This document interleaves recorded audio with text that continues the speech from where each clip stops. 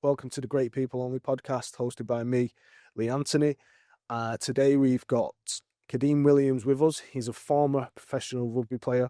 He played for Coventry Bears, Sheffield Eagles, as well as internationally for Jamaica. He's also a MyProtein-endorsed personal trainer, and he is one of the most positive forces knocking around here at the James. He's been helping our residents smash their fitness goals to pieces, and honestly, one of the nicest human beings you could ever wish to have a conversation with. Hopefully, you get something out of our insightful chat, just as we did. Thank you.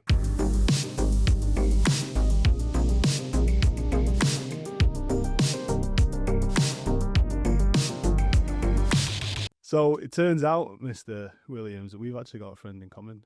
Oh, tell me more. Jacob Smiley. That's how we're going to start. That's how we're going to start. Okay. I mean, yeah. Hot start. Yeah, no, Jacob. Yeah. Yeah.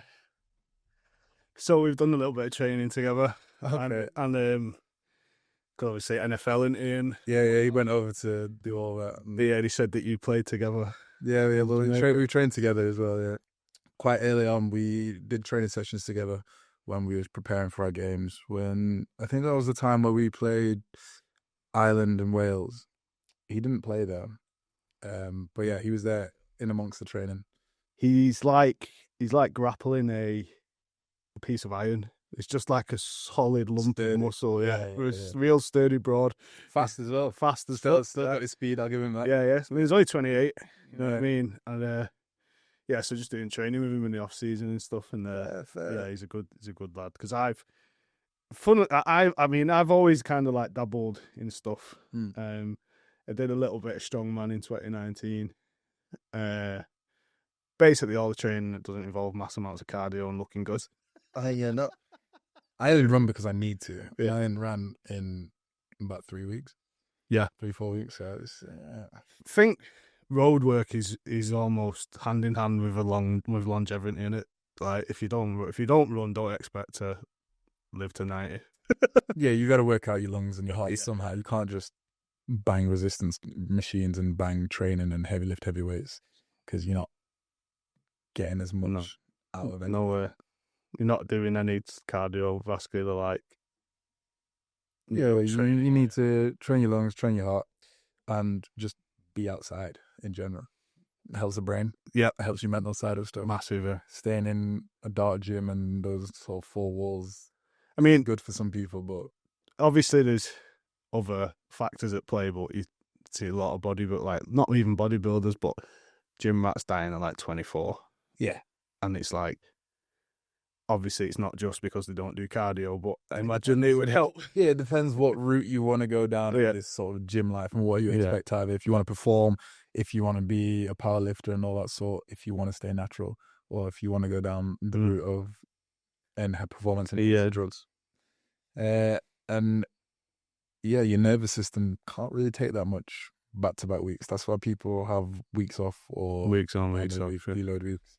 And all that sort of stuff. But if you want to push your body to the limit, sometimes it's going to talk back to you, and then the end result is it pushes back, doesn't it? Yeah, it pushes back. So the body will win. Yeah, always Father Time's undefeated. Sometimes it's just not sooner rather than later, isn't it? Yeah. So I guess like you've got the knowledge and the experience. Obviously, we've done a little bit together, and so I was just kind of really want to know like what was growing up like before.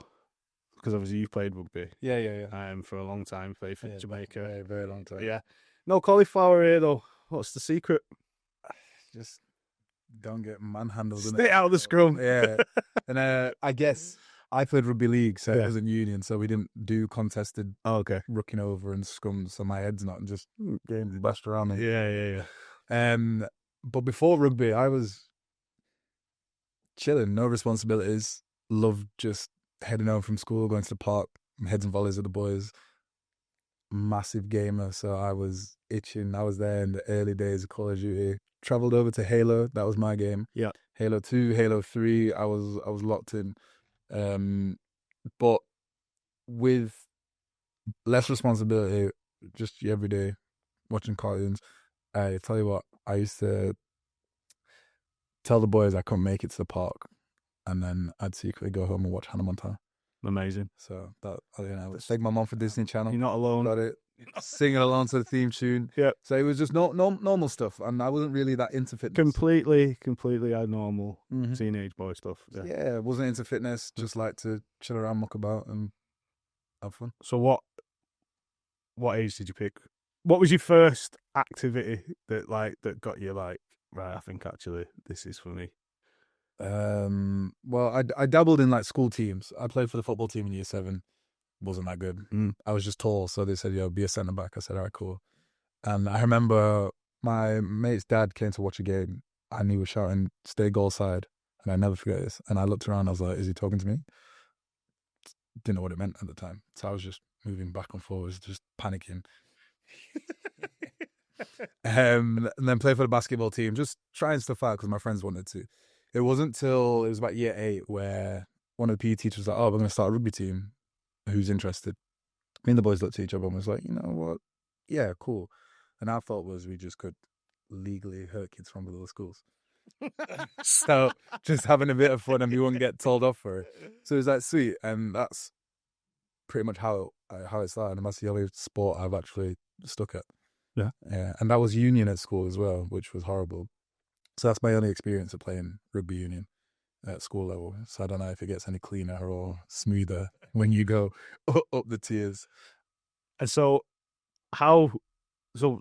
obviously the highest level that you played for, what was that, Jamaica? Yeah, international. Yeah. It's international level. So what's the gap between playing at school and then Jamaica? How did it become such a big part of your life? So playing through school, did the whole route of amateur when I got put down to an amateur club to play rugby league. Did all that, was in the setup through scholarship, academy, reserves, and then I'll explain that a little bit more. And then my first interaction with Jamaica was 2014. So a little bit into my career. And then it was an under-9s tournament for the Commonwealth Games held in Glasgow. My nan and auntie were friends with one of the Jamaica coaches, a family friend. He put it forward, and that's sort of how the ball started rolling. They got in contact with him because he was over on the island, so they did all the paperwork, got that sort of set up, put forward, and that was sort of my first iteration into it. It was 7 of us from England, and then 7 came over from Jamaica to make this team. 2 of my best friends came through as well, and that was nice. And it was an experience. And then you can tell there was a skill gap. I mean, yeah, as I say, it was an under-9s tournament, so we're all still at the end of our teenage years. But from the system and the setup that we have here in England compared to, especially back then, what they've got over on the island side, you can see a massive different level of skill, and it's more the technical side of stuff because they're all athletes. They can run out, they catch the ball, they go straight, they're all fast, all those sort of stereotypes. But I remember our game plan was we're going to work to the right side of the pitch and then attack that way because some of them can only pass right to left, spin pass, whereas, you know, we get taught both ways and we can do the little intricate bits and bobs. We didn't do too well in the tournament, but again, it was an experience. You know, we got to play over different countries, you know, get to join together, chill with those boys, make that rapport, get that communication. It's nice to see the coaches on that side as well. But after that, I sort of stayed in contact, stayed in the system, and then a couple of years later, had my other shots and chances as I got a little bit older. Still playing for my club teams, still getting noticed and recognised, and then, yeah, sort of grew from there. Nice. So how did that end? Like, how did you actually end up on the Jamaican national team from that? Staying in the system, so yeah. It goes through. So all the international stuff comes towards the end of the season. So it's about now times you got your October. So it doesn't interfere with club stuff. Yeah. So you play your club season. Now we're a summer league, so it starts maybe like February, runs up till September. If you got playoffs or anything like that, then you might play a little bit in October. But all the international stuff is in the sort of the off season. I was lucky enough to get picked for the training squad, and then you'll do a couple of training sessions, then it'll get thinned out through there. But as long as you're performing well at your club level, they'll keep looking at your games, see how you're doing, and then towards the end of it, they'll pick their squad from your performance throughout the year. So you play well, you're in contention. Must have been like a real surreal thing to be like handpicked for, Jamaican like national team. Even now, I think, like I'll say it, but when people are like, "Well, you've played international," I'm just thinking, "Well, let's just play the rugby game." But it still hasn't really quite sinking in. And 2016 was sort of the big year, career-wise, because that's when earlier in the year in the summer, me and my two friends went over to play for Jamaica's A and B team against BALA, so the British Amateur Rugby Association, and that was fun. So we played 2 games there. So we got to spend 2 weeks in Jamaica, playing with the team, training, getting to see sort of how they run sessions, what their skill level's like, sort of their environment, their community, and how they push things forward. And we were the sort of the outsiders, were to learn their plays, learn the people's names, get involved in their sort of culture and how they do things, which was good and a real eye-opener. And then it was a nice little business trip. 2 weeks in Jamaica. Can't complain. Can't complain. And uni helped me with that as well. I got a scholarship, helped pay for half of the flight and that sort of stuff, which was really good. And then again, coming towards the October time is when we played against Ireland and Wales. And luckily enough, I got to play in both of those games, which was the only time I've been to Ireland. So a nice little trip over there as well. Won against Ireland, great. And then we drew against Wales, which was good team. Yeah, yeah. If we would have got the last kick, we would have won. I remember that. But yeah, family came to watch. It was just all the whirlwind. The back end of that year went pretty fast. And again, I've still got some playing tops as well. Nice. I get them out now and then. And yeah. How long were you on the team for? So just those 2 games. Just those 2 games. And then, like I said, we all get together towards the back end of the year if there's any trading stuff. Like, I'm still in all the group chats now, and I see everything that's going through, and I just think, I wish I was still playing, because more opportunities arise. It is very much a use it or lose it sport, innit? Yeah, definitely. And I guess my last big involvement was when we was prepping for the World Cup, which was nice, and I was in the training squad for that. We did all the promo, and then it got postponed because of COVID, which was a bit of a downside. We did loads of promo, went to Leeds Carnival, did all that sort of stuff. Training gear looked very, very good. So, and then I just missed out my shot in playing, but that's how it goes. Shoulda, coulda, woulda, I guess. All that stuff, you know what I mean? Well, but you still did it. You still did it. More than happy to be sort of part of that. That's the top 5% of athleticism, isn't it? Just playing for your country, so should be proud of it, mate. I'm you very know what I mean? I'm very proud. And you're kind of under-talking it a little bit, and I guess that is difficult. It's like if you know someone famous and you've known them their whole life, it's like, oh, it's just Dave to me. Do you know what I mean? Whereas to everyone else, it's like, oh. So I guess it's that kind of similar feeling, isn't it? I mean, like, when did it click, though, that you weren't just playing rugby and that you were actually an athlete? Because that must have been a hell of a turning point. I guess sixth form, I'd say. Because, before that, it was amateur games. We train. I didn't really like going training at the start. I always tried to get out of it. But sixth form, we did sort of full-time training. So we trained before first period. We'd train midway through the day. We'd go to the gym twice a week. And we had to do a B-Tech because that was planned around our training schedule. If we could have done A-levels, but then we missed out on training. So I remember one of my friends, Greg, he did they're both, but he was missing out too much training, so he dropped his A-level, went fully into the B-Tech. But there, I feel that's where I really figured out, 1, I can do this. 2, this is something I want to do, and I don't feel like a normal kid anymore, a normal teenager. And I tell people, we got trained like child soldiers. It was tough, and we'd be tired by midday, and people are like, what are you doing? And we're like, we've done fitness tests, smashed each other, shoulders are hurting, we've done up downs, we've done this, we've done that, and we've still got the rest of the day to go. It's crazy. And then we had to train in the evening with the club team anyways. And sometimes we would train 3 times in the day. And you get home at the end of that and you just think, got to do all that again tomorrow. But I really do feel that training at sixth form made me into sort of the player I wanted to be in the future. So did that lead into, so was it sixth form straight into playing for the Eagles and Coventry, or was it Jamaica first? So when I was younger, we was in the setup for Eagles. So the rankings go scholarship, academy, then reserves. So you go through there. So we played club games under then, which was real good. And then that's why the Eagles Academy was attached to the sixth form. So we trained throughout the day. Oh, amazing. Trained. So it was all Saints sixth form when we did all that. And again, that was a nice framework of shaping us all into great players. You know, they told us all about the 1% action as the discipline.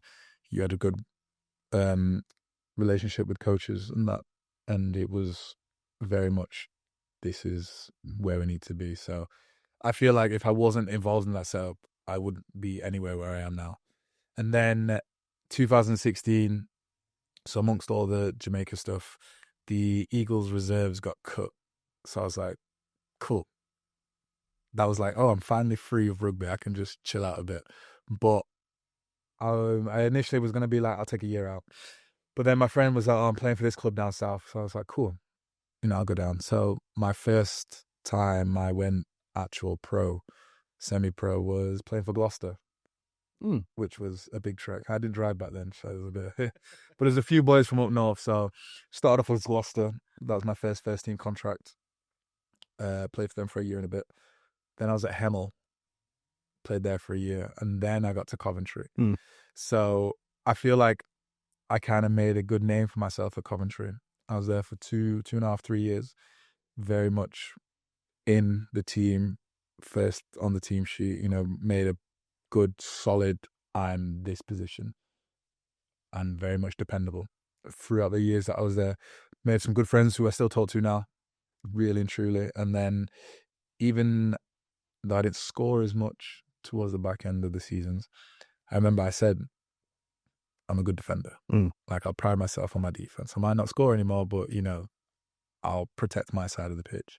And then 2019, I got Best Defensive Player of the Year. Amazing. So there you go. So you've built these accolades, almost created like a, you know, fit like a CV of what you did in rugby, and you kind of top of the world, and then you step away from it. So, like, what was that feeling like, and, you know, redefining yourself, I guess, going into PT, and what was that little transition like from stepping away and be like, what do I do now? It was a weird transition at first, because from 13, 14, that's all I've known. My evenings of doing nothing, and I say gaming, turned into Tuesday, Thursday training, playing on the weekend, and that was my life for the next sort of 10 years. So stepping away from all of that, it's weird having your freedom back and sort of having to not be switched on all the time. When you can take a step back and relax a little bit, and you feel like, oh, I don't have to train as hard, or I've got no real goals to strive towards. Like, my life's just been fitness tests, get better for this, or I want to be better, so I'm better on the pitch, and having those sort of motivations. It took me a while to get back into my gym groove, because I've never really been motivated for myself to look better in a certain type of way, or want to bulk or lose weight and cut and that sort of stuff. I've never really trained for aesthetics. It's always to be a better player or pass a fitness test. So that was a tricky mindset to get into. And then you feel, well, I know I felt a bit lost not having sort of that culture, that environment around, and having to sort of navigate without targets and responsibilities as such as that. Yeah, I mean, it's definitely not the same in terms of, like, yours is a sport, but So I used to be a bit like an events videographer, right? And when I say like I was in the top 5% of what I did, I used to work for like Solado, Warehouse Project, touring DJs, travel the world, you know, just like top of the thing. And then it just kind of like fell away from me. Like I'm 36 now. So, you know, you're like, that was like my life for so long. Exactly, and I was embroiled in the culture to the point where like, and this isn't me like, it's not, it might be like a subtle brag somewhere along the line, but it's like people would, in the dance music, it's very niche obviously, but they'd be like, oh, you're Lee Anthony, innit? I know, yeah, your videos are sick, bro, you know what I mean? And and now won't know me from Adam now. You know what I mean? It's such a strange, like... this is exactly that. Like I say, similar to you, might be a brag and stuff, but with the clubs that I was being at, you know, I was very well known, and Kadeem can do this job, or, you know, we can trust him to do X, Y, Z. And then a big step for me was going to Sheffield Eagles, into their first team for the first time. So it was like a coming home story for me, you know. Took the long way back round, but finally got to play in their first team, you know, through the years. When I was in the reserve grade, I trained with them for pre-season a couple times, which was good. Got that experience there, and that's the league up. So I was in League One in Coventry, and then Eagles are in the Championship. So it was nice to take that step up, play a good number of games for them, and really get the feeling of I can play at this level as well. But yeah, when it's all gone, and I've not played now for 3 years, my name's under the carpet. Not even in... It's a machine. The mix of anything. It is a meat grinder. And which is fine, you know, you understand it, but it's... You have those memories and you just think... Even prime chunks going in come out as mush.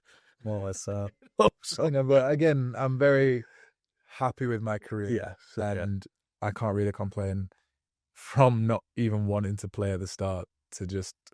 I'll see how far I get, and then at the end of just absolutely blagged it. At the start. I remember amateur games, I'd get picked up, and I didn't really talk to anyone in the team. I didn't really like them at first, and they know that. I'd be in the back of the car on my PSP, just cheering. 2 hours, just get to a game, not really know what I'm doing. Just, I remember my coach used to say, just run forward. All right, sweet, okay, can do that. But yeah, from not really enjoying it to sort of figuring out this is what I want to do, to then being able to say I played international games is a good way to end it. Yeah, not bad. Yeah, I'll take it. I'll take it.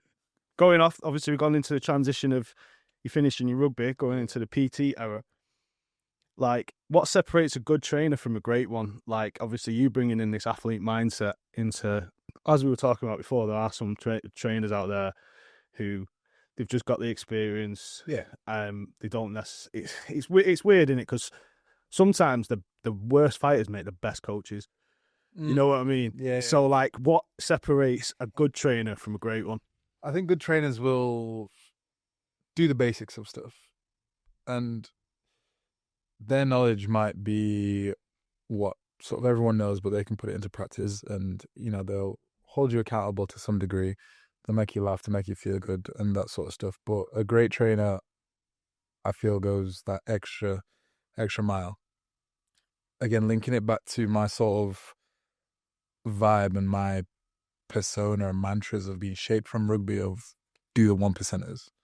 They make up the difference. So doing that as a great trainer, you know, you look at the intricate things, you figure out what your client actually needs rather than what you think they need. You make sure it's not just their physical health that's good, it's the mental side of things, because that plays a big role. You know, I like to get to know my clients a little bit more, figure out how their weeks are going, what's maybe troubling in their life to a degree of on a social side, just so I know they might come to a session and feel a bit down. Do you want to talk about it? What's this going on? What's that? And then being able to actually pick up on that if they're not, they're not giving you any... Scale the session towards that. And a lot of people, I mean, there's loads of PTs out there. It's a very saturated market. How do you feel? This is just off the cuff on the like. There's a you know, that nature nurture thing, right? Yeah. How do you feel about leave your shit at the door as a mantra? Because honestly, I think it can go one 1 or 2 weeks. It depends on what type of person you are, Yeah. and I guess the environment that you're in. For me, it's worked, but you have to be resilient in that. Like, turn out to rugby and you're in a mood or whatnot because something else has happened. You're gonna have a shit session. Yeah. That's not just gonna affect you. It's gonna affect the boys. You get punishments, extra fitness, and then it's not a good time for everyone. But in the same vein, you need to be able to have an outlet of people to talk to. So if you can mention it to the coach, he'll understand. Still, yeah, that stays separate. Do the drill, but he might be a little bit easier on you, or understand why you might have dropped a few balls here and there, or your technique's not as smooth.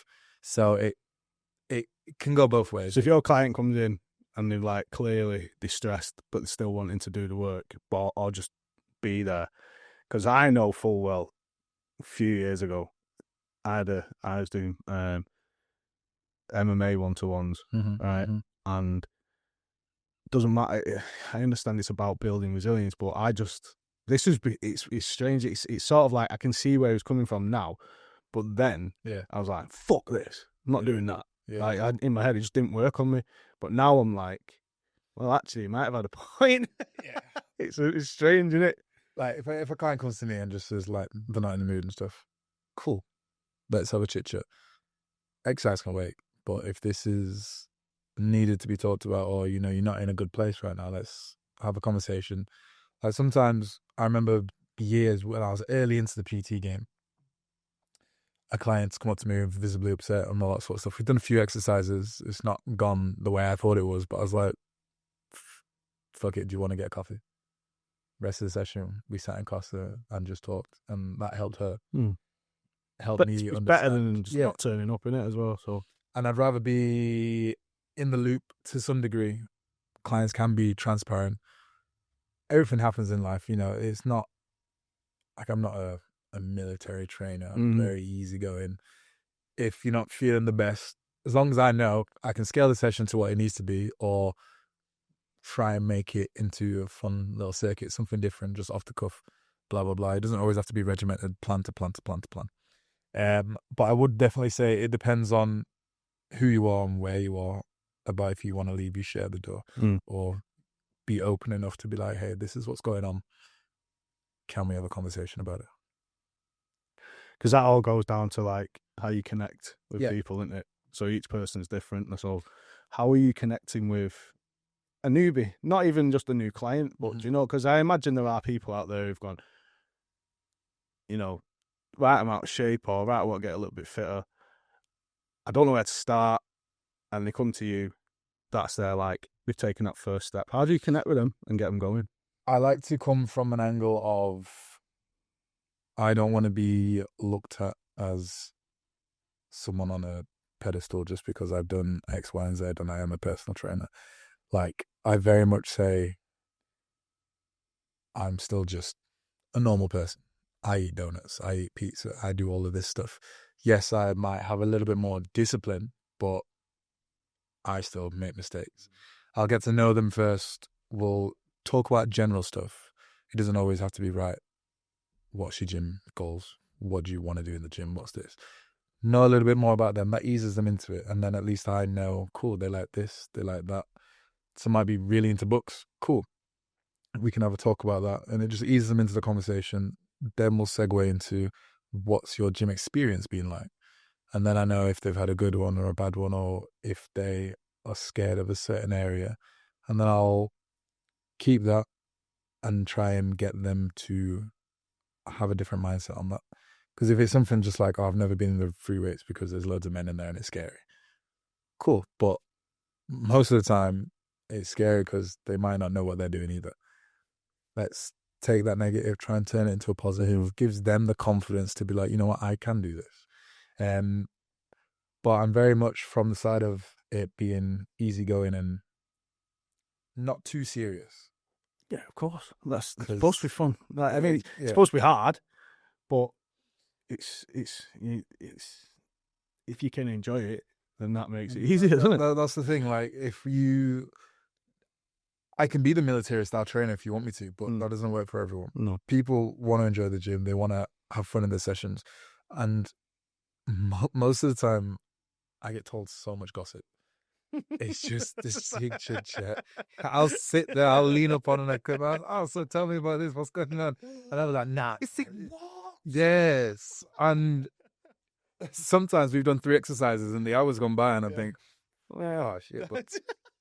and I feel like people get to that stage because I am very much easygoing and they see it's not just about fitness and then go home. I do ask questions about how they are in the week, what's going on in their lives, you know, more so maybe than other people or people that might have had PTs in the past. So I feel I build a connection with people quite quickly and, you know, I'm easy to talk to. They feel at ease, so they're going to tell me a bit more.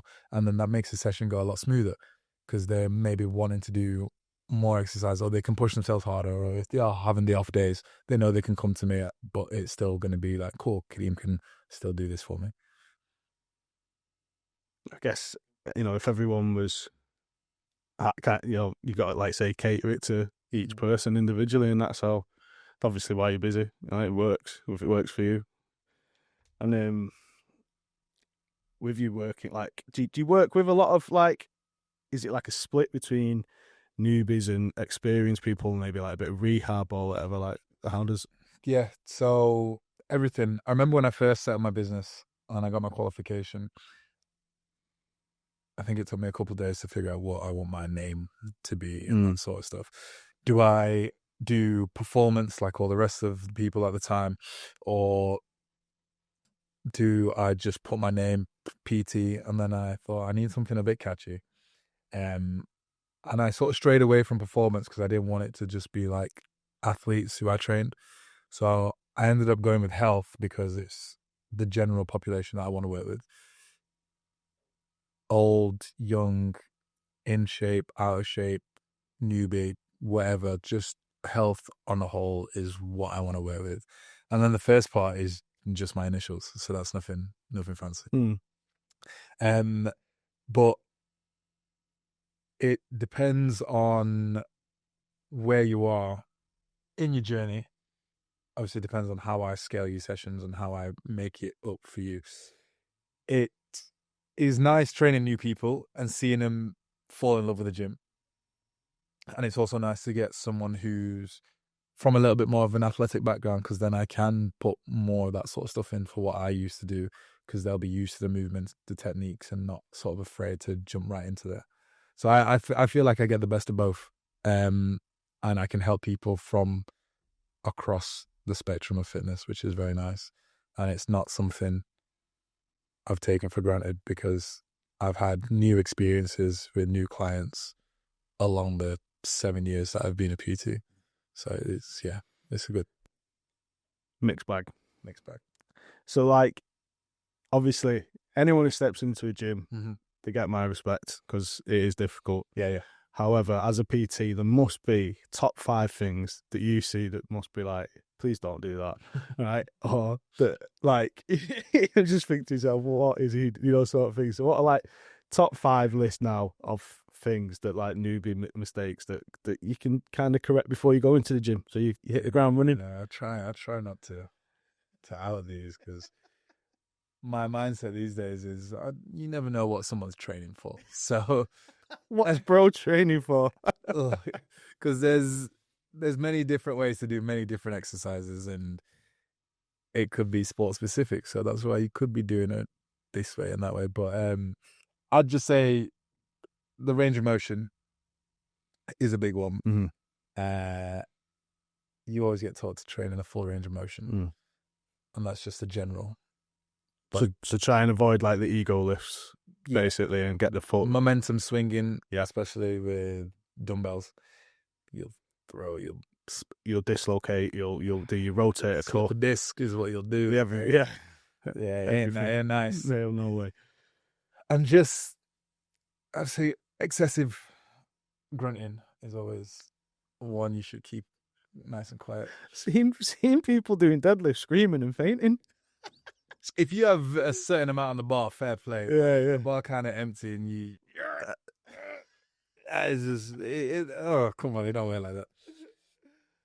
And again, don't know what they're training for, but like, I don't know why it annoys me so much, but when people wear lifting belts all the time, they're just walking around the gym, wearing a belt, and I just think, cool, sweet. Cat backing on a deadlift, as you brought it up, it just it hurts you to watch. Because I know the back is crying out for pain. Just please don't do this to me. And again, if you're going super heavy, sometimes you can't help it. If it's a one-time lift, you're at a meet, you want to get it up and whatever. PBs never look pretty. No. But if it's consistently there, then, a big thing of mine is build the foundations. Then we can start loading it up. Create the vision, baby. My slogan. Hey, create the vision. All right. Be proud of your future self. Make them believe present you put in the work. By not cat backing deadlifts. They don't look... It was got to be bad for you. It has to be. It is.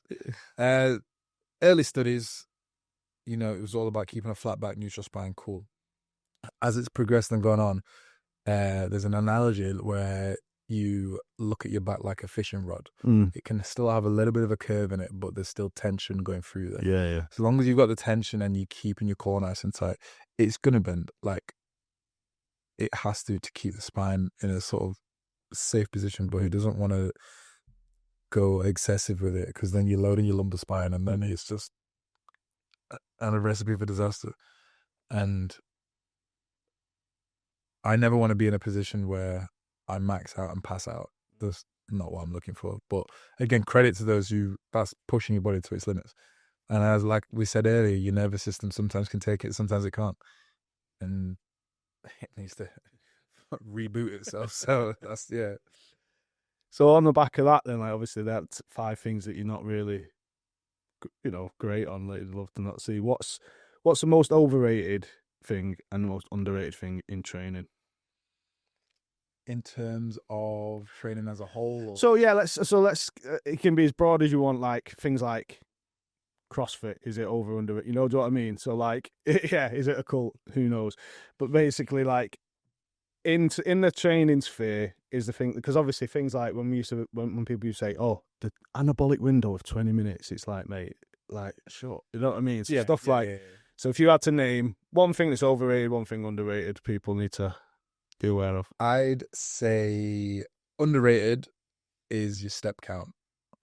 And I was in the category of thinking, what are steps going to do? I'll just do more conditioning style stuff. Love to just interject with that I lost 2 stone working at Aldi, doing 30,000 steps a day. And this is the thing. So, prime example right there. And I lost 5 kg by accident. Like, I was doing intermittent fasting because that's just how it worked with my schedule and stuff. But yeah, I upped my step count. I was doing about 15k a day, and I went from 94 to 89 kg in 6-7 weeks.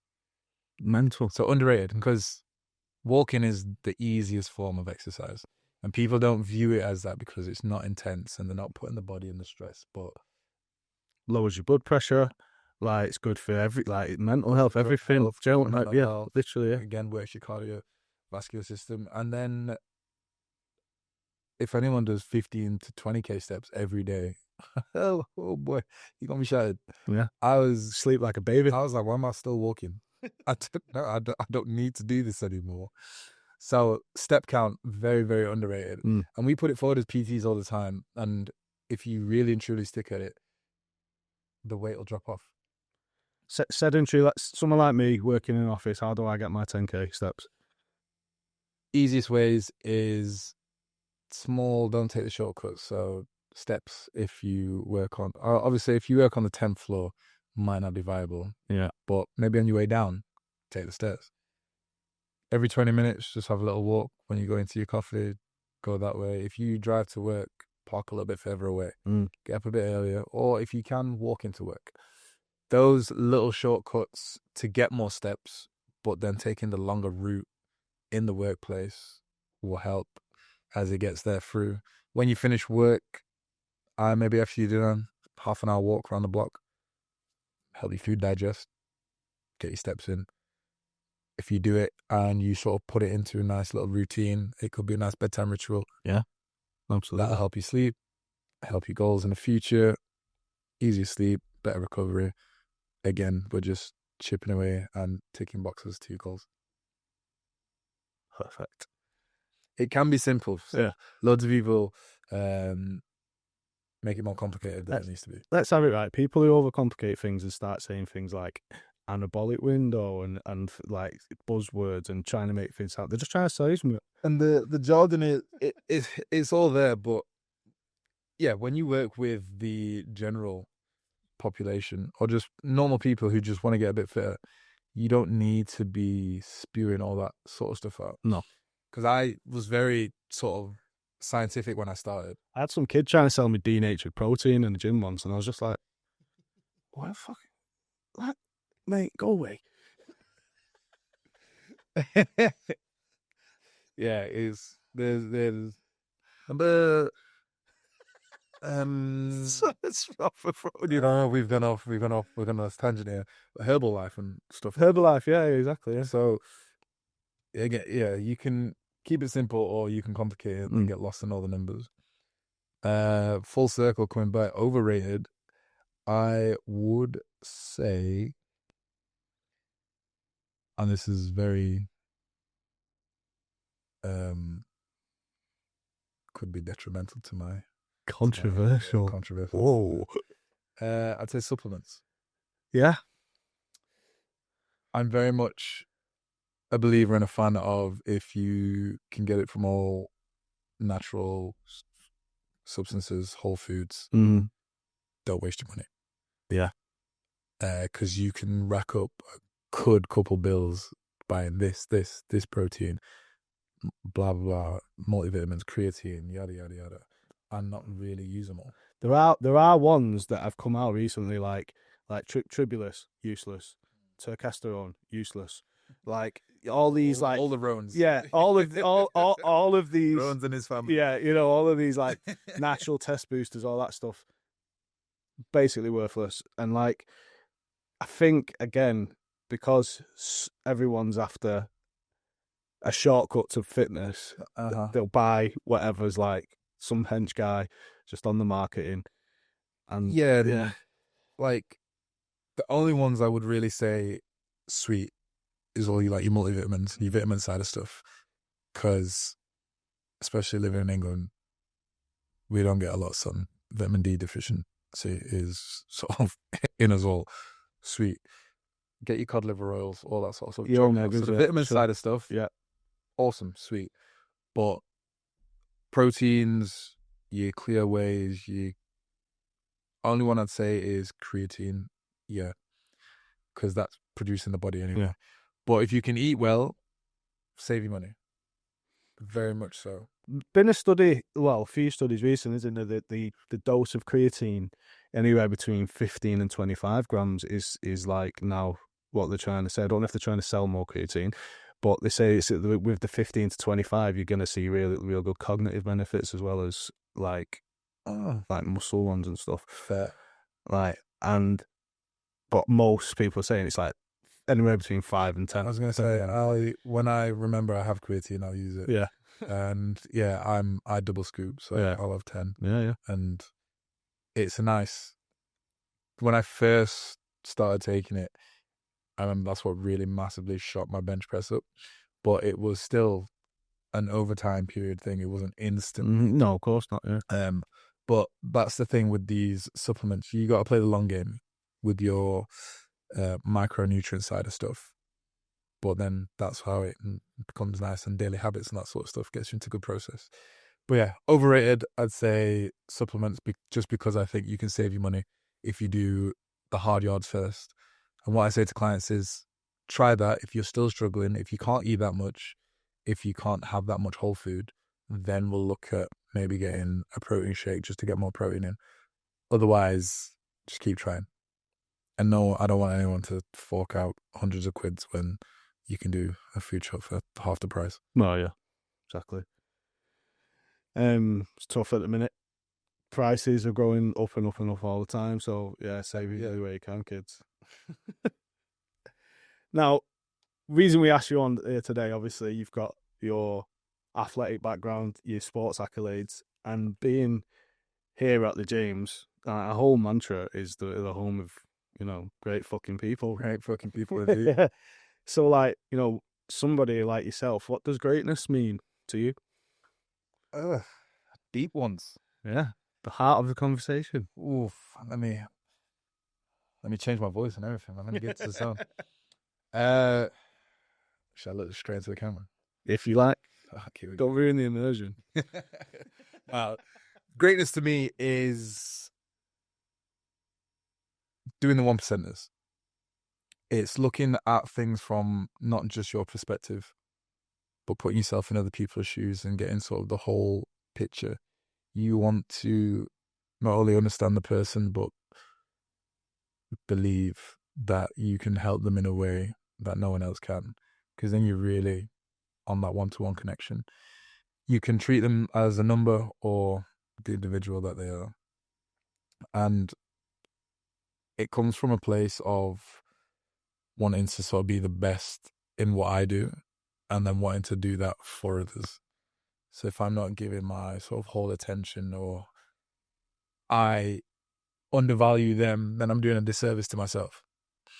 And that's not how I was brought up, especially with what I've learned through my rugby career. We put a mad amount of emphasis on performance on the pitch and off the pitch. It's how you carry yourself. And simple things, if you don't have the right equipment, if you don't take care of your kit, if your uniform's not the best condition, there are things off the pitch that you're not doing well to promote yourself. I imagine there's a lot of ego management as well. Definitely so. I know. No, you're never bigger than the team. Never. No matter how good you are. And coaches will sniff that out really quick. You might be a great player, but if you think you're better and you're not buying into the system or you're doing this, then you'll be benched. And if you keep kicking off, there's many, many more players in the pool that can do your plays, or there's a youngster who's been training hungry. Oh, hey, we all got just give me a chance, coach. Hey, coach, put me in, man. Stub me in, coach. I'm ready. So yeah, you keep fucking about, you'll find out. You gone. Yeah. So it is. I can't stress enough. It's the 1%ers, and being true to yourself is what greatness is to me, and providing a service no matter what you do, which is above and beyond, and making people feel they can connect with you and be themselves. And that's all I want people to be themselves, appreciate themselves, and, work hard. Work hard, have fun, get in, get out. The results will come. I've had many setbacks through rugby, through general life, and you sort of get to know who you really are. There's a lot of pressure to be a certain type of way, and overcoming that is one thing, but if you let it sort of take over and absorb you, then you can get lost into it. Try and see it as a challenge to overcome rather than something that's a hurdle in your way that stops you. Because no matter what you do, there's going to be setbacks. Depending on your mindset, it can be, some people like to say it's a path, another door that opens, and then you go a different way. Or you can think, well, this is it. It's over. You either let it define you or do it in spite of it, don't you? Yeah. You know what I mean? Make or break. I've had many setbacks in rugby. Again, the reserve grade got cut 2016. I didn't really have any connections of doing anything else. I thought, well, I'll take a year out and then maybe try and do something. Luckily, my friend found another team, but I made the choice to be like, yeah, okay, I'll travel 3.5 hours to a random team. I don't know anyone. Turned out to be the start of my semi-pro career. So without that, if that setback I let define me and be like, all right, sweet, rugby's done now, I wouldn't have done anything I wanted to. I guess that kind of leads into what I was going to ask you next, is like, is being choice something that, being choice, is being great something that you're born with, or is it a choice? Ooh. Let me sit up for this one. Is it born or choice? I'm going to hit you with it's kind of like chicken or the egg. Yeah. Okay. So for me, I'd say a choice. You have to be that person at the time. Mm-hmm. But there's always that little bit of a, should I speak up or should I not? Those choices come around all the time. Do I engage or do I, keep myself to myself? But taking that innate choice to actually go forward with it, step out of your comfort zone in whatever it could be. It could be a confrontation. It could be just answering a question in class. You might know the answer, but be a bit too nervous. But, okay, I am going to step up, stand up, speak up. Because there could be other people thinking the same thing. But if you go that extra mile, you do the thing that no one else is doing, kind of a bit great. And it can be on a small scale, it can be on a big scale. So is it sort of like being born with raw talent and then deciding to kind of use it for something? It can go hand in hand. Yeah. Because you get people throughout history books who have done all these accolades, and we got these great stories about the pantheons and all the Greek mythology, and that sounds real cool. But they were born with it. Hercules, he good, but when he lost it, still great. So then he had to still make the choice, even though I'm not born with my greatness. I'm gonna still be great and do what I need to. And he got his powers back. Good songs through there too. They're sing-along ones. Mate, honestly. Listen, let's just take a minute to appreciate the soundtrack of Disney's Hercules, man. That is absolutely... They don't know beat for beat what we was blessed with. Because all this new Disney stuff, I'm not on that side. No, but I mate, need it over here. You put the Glad in Gladiator, baby. Stop, because I'm out to bust out to, I'm out to do a little but yeah. It's good. But coming back. Oh, God. No. My first answer is a choice. Yeah. But if we deep dive into it, I believe, some people are born with it and they might choose to act upon it or just let it not go to the wayside, yeah. Wasted potential, I guess, isn't it? Sometimes. And that's a big thing you see in sports, you see in life. People can do what they could want have been. To. Yeah. It's about applying yourself and really digging your heels in. So what's like the biggest, not necessarily the biggest, but what's something that people do not understand about being an athlete? So like, I imagine there's a lot of pressure, injuries come with it, like, body image even sometimes, like, has to kind of go with it. So what is like your takeaway from that about being a pro athlete? I'd say first it's a lot of sacrifice. And I learned that quite quick. It was all fun and games playing amateur. But then it got to a point where it started to become more sort of strict and business orientated, and I couldn't just skip training. When I was in the setup for Sheffield Eagles, in the scholarship going through, and it got to a point where I was like, oh yeah, boys, I can't go to the park tonight. It's like, why? I said I got training. It's like, oh, you always go training. A lot of people see the glory side of being an athlete and the times, accolades, all the sort of media side of it and stuff, but they don't see the hard work, the dedication that gets put into it. And it's also, quite dark at times. You might feel isolated or the very amounts of pressure to perform. I know I used to get mad anxious about fitness testing, and especially as a teenager. All fun and games in the name, but I was in fat camp for a while doing extras over Christmas. It was just extra fitness because you didn't get the timings that you needed.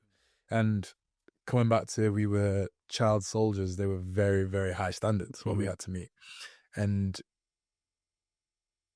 you know, still being, from 14 to 18, still trying to figure out who I am as an adolescent and try and go to parties and just starting uni, having to strip all that back and be a boring person wasn't that fun.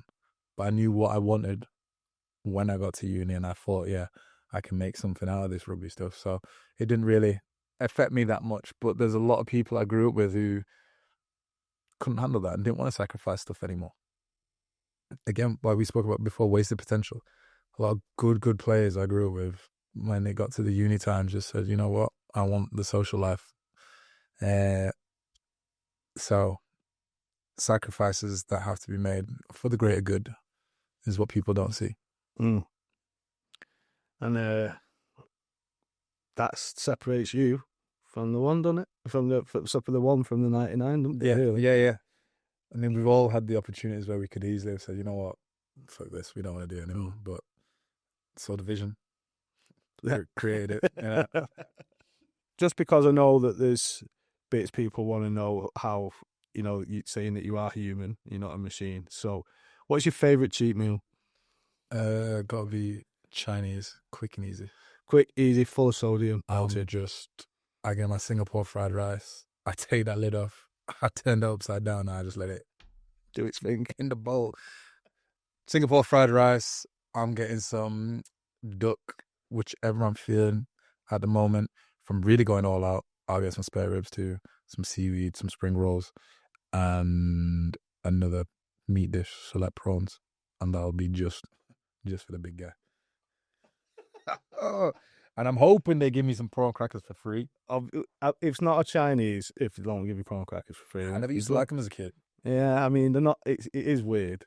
It is a weird. Seen them being naturally made. Yeah, when they just. I don't like it. No. It just forms. Yeah, but yeah. And yeah, Chinese. Great shout.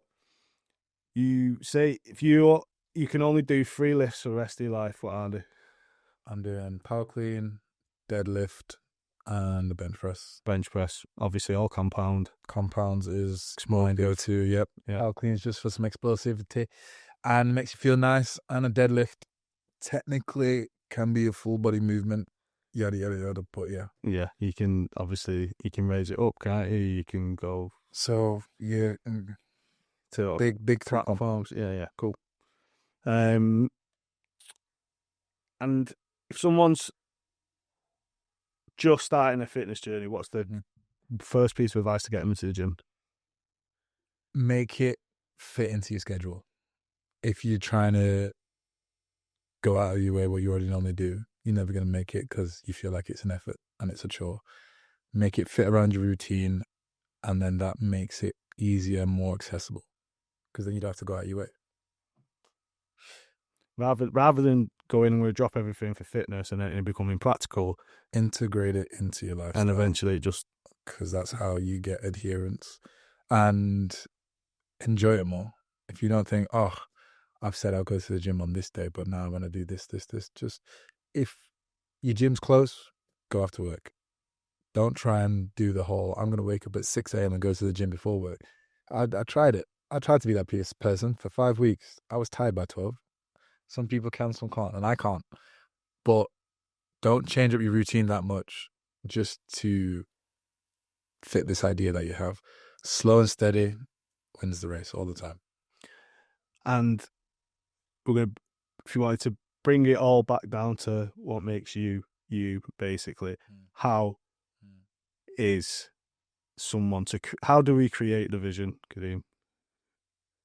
Creating the vision is all about believing in who you are, first and foremost. You know, you have to understand where you want to go, but then actually make the strides in taking part in how you're going to get there. Is it figuring out what your calories are? Is it being nicer to your siblings? It doesn't always just have to be about fitness. It's about what you want to go forward with in life and how you want to sort of leave, I guess, a legacy or a lasting image on people. And whatever we do now, like I always say, we want to make our future self proud. So do the hard yards now, do the little bits, even doing a few extras. When you're 60, when you're 70, you're going to look back into your 20s, your 30s, your 40s and think, maybe that 6 weeks of madness I did and then I ran a marathon was, nice, but you're setting yourself up for goodness. I'd have been friends with that guy. Exactly that. You know what I mean? Yeah, and some people believe in the butterfly theory and all that sort of stuff, but there is a ripple effect in everything that you do. Jacob Smiley. Yeah. He could have said, Kadeem, he's a dickhead. This, that, and the other. And our first interactions could have been frosty, but, we've got a mutual friend. Jacob's a good guy. All that sort of background. So, I can get along with Kadeem. Yeah. Kadeem, thank you very much, mate. Really do. Appreciate it. Yeah, mega. Honestly, probably one of the most insightful ones we've had. So, I'll try. Thank you very much. Cheers, man.